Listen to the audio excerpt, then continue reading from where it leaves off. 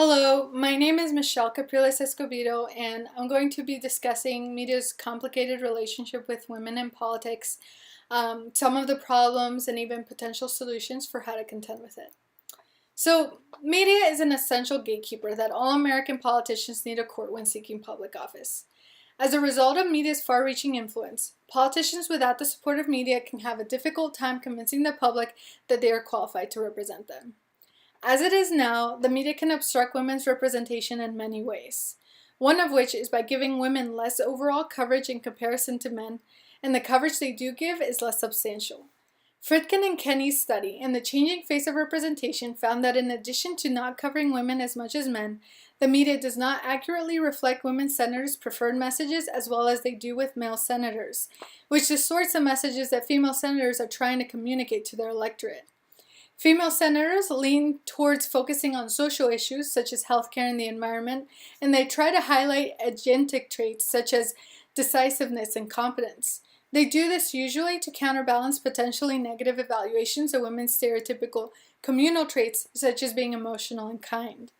Despite this, media coverage does not reflect female senators' focus on social issues or their preference to be more prominently associated with agentic traits. In terms of election campaigns, the media has an affinity for devoting more time to horse race coverage for female candidates than to their issue stances.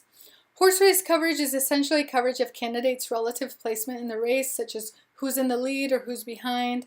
So, coupled with a lack of coverage, this can be particularly damaging if the candidate is lagging behind because it can dampen motivation for potential voters to spend their votes on them. Other inequities the media practices in their coverage of female politicians is a greater focus on their personal life than their issue stances, and the fact that female politicians are less likely to be quoted as sources or appear in headlines. The resulting overall less visibility for women politicians robs them of people being able to evaluate them based on relevant information about their abilities and priorities. Another obstruction to women's representation is the burden that women candidates face by needing to balance a number of double binds. Double binds are precarious situations where women have to walk a fine line between being judged negatively on two opposing fronts. One such double bind is the need to balance not appearing too masculine or too feminine. Political aptitude and leadership is commonly measured by masculine traits that are seen as primary signs of competence, which puts women in the position of having to prove themselves, regardless of what traits they actually have. If female candidates don't exhibit ownership of at least some masculine traits, they risk not being taken seriously or considered a competent candidate for the job. That said, when women embody masculine traits of leadership to offset negative feminine stereotypes, then they have to be wary of not appearing too masculine because that could violate traditional gender norms and they can be judged harshly as a result. Another challenging double bind women candidates face is how to address sexism in media portrayal. If they expose the sexism in the media by bringing attention to it, they risk being viewed as victims and therefore weak and not in control of their image. But then if they stay silent, media can run rampant with the sexism without any accountability. One of the most demeaning practices of media coverage of women is the fixation on their appearance, and this also obstructs women's representation. The media is intensely critical of the appearance of women politicians, and it places women in an essentially lose-lose situation in which they are scrutinized if they aren't feminine enough, but if they're too attractive, people will associate that with a lack of competence. The documentary Misrepresentation extensively demonstrated the widespread objectification of women in the media, and this practice extends to media coverage of female politicians. Men do not face the same amount of scrutiny or attention to the way they look. This fixation on the appearance of female politicians perpetuates objectification of women, and it takes up space from important considerations of their actual positions on issues. It would be a powerful change of pace if the media refrained from their focus on women's appearance and personal life. Ultimately, heavy scrutiny of public figures' appearance and personal life amounts to an intrusion of privacy. This is problematic because in interviewing potential women candidates, Lawless and Fox found that 45% of them stated that the intrusion of privacy associated with running for and holding public office was a strong enough deterrent to decline pursuing it altogether. There's a well-documented pattern that women bring more issues relevant to women to the forefront of government than men. This fact that women do inherently represent other women in ways that otherwise would be overlooked places a greater charge on attaining more female political leadership. If the media stopped intruding into the personal lives of candidates, it would be one less deterrent for women pursuing public office, which could improve the proportion of women's representation in politics.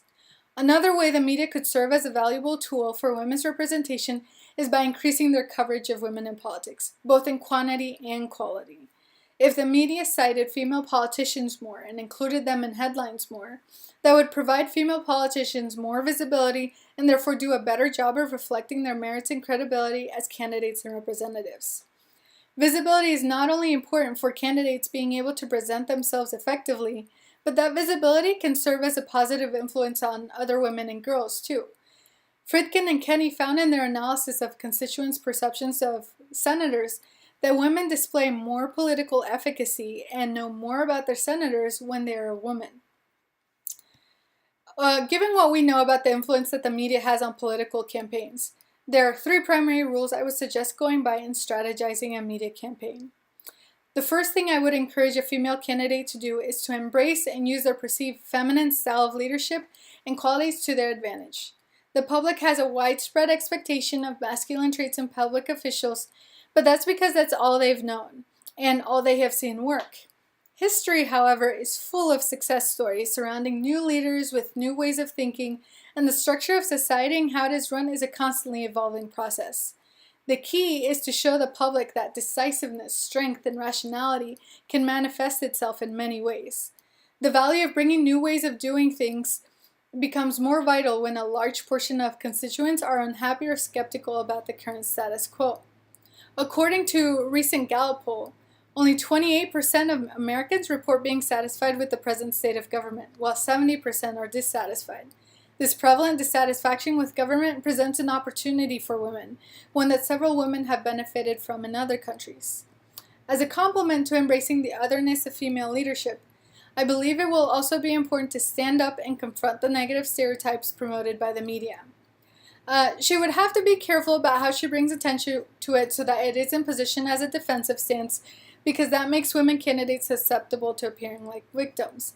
But confronting and directly addressing what is wrong with the sexism and providing a new way to look at the stereotypes being perpetuated will be more effective in getting the audience to reflect on what they are being conditioned into believing. This sort of offensive is not prone to victimization, and if executed correctly, it could display a sign of strength, which is something constituents value in leaders. The second rule I would suggest is to court the women vote. Women make up half of the population, and while certainly not all women think alike or will agree, appealing to women could still prove highly profitable within your own party. Female candidates should take ownership of their perceived communal issue expertise and use that association to demonstrate it as proof to women that they will address their concerns in ways that men are less likely to. Also, women politicians have an advantage already in convincing female voters of their electability because female voters have been found to be more likely to vote than men in the United States, and they do seemingly prefer women candidates. The third rule I would strongly recommend is to use social media. Murray's book, Cracking the Highest Glass Ceiling, described that the initial use of social media helped Ségolène Royal build a grassroots campaign in France, and it is no secret that the use of the internet and social media was immensely beneficial to President Obama's campaign. Using the internet as a tool could definitely help women circumvent the inequities of media portrayal and help women directly communicate their preferred messages. So media currently is a minefield for any politician, but navigating a political image is an especially tricky process for women in comparison to men. In the end, while media can be viewed as an adversarial force to women's representation, I believe that with skill and dedication, it is possible to improve upon it and outmaneuver it.